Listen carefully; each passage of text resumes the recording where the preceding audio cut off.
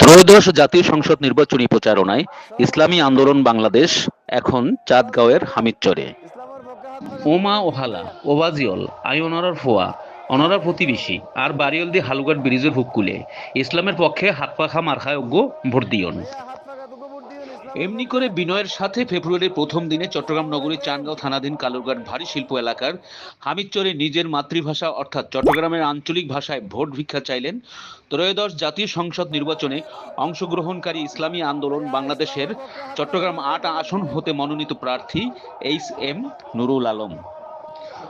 হজরত পীর আলী আনারুল্লাহ শাহাজি রহমতুল্লাহর রওজা মোবারকের বদান্যতায় এই কালুরঘাট ভারী শিল্পের কারণে লক্ষাধিক শ্রমজীবী মানুষের জনবসতিতে জমজমাট হয়ে উঠেছে এই হামিদচর। গণসংযোগের শুরুতেই হামিদচরের জামে মসজিদে আছরের নামাজ আদায়ের শেষে সাফা মোতালেব স্কুল সড়ক হয়ে জিয়ারতের উদ্দেশ্যে হজরত আনারুল্লাহ শাহাজি রহমতুল্লাহর মাজার চত্বরে যান এইচ.এম. নুরুল আলম। আসসালামু আলাইকুম ওয়া মাহালা কল হাত ফাকা দুগো মুরদিন বাজি। জিয়ারত শেষে মাজারের প্রধান ফটক হয়ে Bangladesh Unilever, Badamtal, Azim Mannan garments, Mabia Rashidia technical school হয়ে মুসলিম তরুণ সংঘ, ওসমানিয়া পুল, আউটগাছতল এলাকায় ব্যাপক গণসংযোগ প্রচারণা চালায় দলটি। আমাদের সামনে সংক্ষিপ্ত বক্তব্য রাখবেন চট্টগ্রাম ৮ আসনের সংসদ সদস্য পদপ্রার্থী হাত পাকা প্রতীকের প্রার্থী জনাব এইচ.এম. নুরুল আলম। সম্মানিত এলাকাবাসী, আসসালামু আলাইকুম ওয়া রাহমাতুল্লাহি ওয়া বারাকাতুহু। আপনারা জানেন ইসলামী আন্দোলন বাংলাদেশ পীর সাহেব চরমনাই মনোনীত চট্টগ্রাম ৮ আসনে আমাকে মনোনয়ন দেওয়া হয়েছে। এখানে আমি অত্র এলাকার ভাই ব্রাদার, পাড়া প্রতিবেশী সকল স্তরের মানুষের কাছে দোয়া এবং ভোট চাই। সম্মানিত এলাকাবাসী, আপনারা জানেন আমরা এদেশে আহলে সুন্নাত ওয়াল জামাতের মতাদর্শ ভিত্তিক কোরআন সুন্নাহর আলোকে মদিনার ইসলামী হুকুমত কায়েম করতে চাই, ঠিক কিনা ভাই? আমার আপনাদেরকে সজাগ থাকতে হবে। যারা ইসলামের নামে ধোঁকাবাজি করে, যারা ইসলামের নামে মানুষের সাথে ধোঁকাবাজি করে, ওই সমস্ত মদিনার ইসলাম বাদ দিয়ে ভিন্ন ইজম এখানে যারা প্রতিষ্ঠিত করতে চায়, আপনারা সতর্ক থাকবেন, তাদেরকে কোনো অবস্থাতেই প্রশ্রয় দেওয়া যাবে না। এছাড়া শাপলা ক্লাব হয়ে ঘনবসতিপূর্ণ বরিশাল্লা বাজার থেকে মৌলভী পুকুর পার এলাকা এবং ৪ নং ওয়ার্ড এলাকার শরাফতুল্লাহ পেট্রোল পাম্প হয়ে পাঠানিয়া গোদা এলাকায় গিয়ে গণসংযোগ ও প্রচারণার সমাপ্তি করা হয়।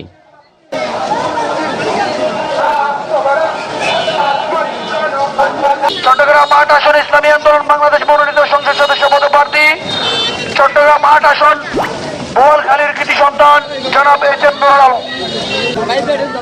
আসসালামু আলাইকুম ওয়া রাহমাতুল্লাহ। সম্মানিত এলাকাবাসী, আপনারা জানেন আগামী 12ই ফেব্রুয়ারি ত্রয়োদশ জাতীয় সংসদ নির্বাচন অনুষ্ঠিত হতে যাচ্ছে। এতে ইসলামী আন্দোলন বাংলাদেশ পীর সাহেব হুজুর চরমনাই মনোনীত আমাকে অত্র ৮ আসনে এমপি পদপ্রার্থী হিসেবে নমিনেট করা হয়েছে। আমি আপনাদের উদ্দেশ্যে দুই একটি কথা বলতে চাই। বিশেষ করে শতকরা ৯২% মুসলমানের দেশে ইসলামের বিজয় হওয়াটাই স্বাভাবিক ছিল, কিন্তু দুর্ভাগ্য হচ্ছে আমরা ইসলামকে রাষ্ট্রীয় ক্ষমতায় এই পর্যন্ত নিয়ে যেতে পারি নাই, ঠিক কিনা ভাই? এটার আমাদেরও নিজেদের ব্যর্থতা আছে, হয়তো আমরা আপনাদেরকে বোঝাইতে অক্ষম হয়ে গেছি। যাই হোক, যেই কথাটা আমি বলতে চাই, আহলে সুন্নাত ওয়াল জামাতের মতাদর্শ ভিত্তিক কোরআন সুন্নাহর আলোকে নবী মুহাম্মদুর রাসূলুল্লাহ সাল্লাল্লাহু আলাইহি ওয়াসাল্লামের মদিনার সনদের ভিত্তিতে আমরা এইখানে রাষ্ট্রীয়ভাবে ইসলামী হুকুমত কায়েম করতে চাই, ঠিক কিনা ভাই? আমার ৯২% মুসলমানের দেশে ইসলামী হুকুমত যদি হয়, আপনাদের কোনো খুন হবে না, চাঁদাবাজি হবে না, রাহাজানি হবে না, আপনাদের জান মালের নিরাপত্তা থাকবে ১০০%, ঠিক কিনা ভাই? কিন্তু আমি একটা কথা বলতে চাই, চট্টগ্রামের ভাষায় একটা কথা আছে, মধু হই হই বিষ খাওয়াই। মধু হয়ে যারা ইসলামের নামে মধু বলে বলে বিষ খাওয়ানোর চেষ্টা করতেছে, এই ইসলাম মদিনার ইসলাম নয়, এই ইসলাম মদিনার ইসলাম নয়। যারা ইসলামের নামে মন্দিরে গিয়ে গীতা পাঠ করে, এটা মদিনার ইসলাম নয়। যারা ইসলামের নামে পূজা মণ্ডপে গিয়ে গান পরিবেশন করে, এটা নবী মুহাম্মদের ইসলাম নয়।